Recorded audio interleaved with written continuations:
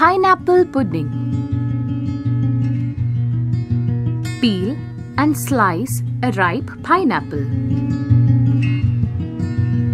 Finely chop the slices.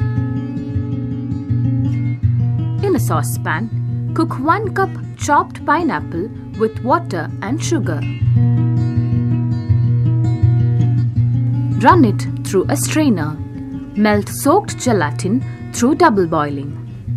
Mix the dissolved gelatin and strained water with cooked pineapple. Take some fresh cream and add sugar into it.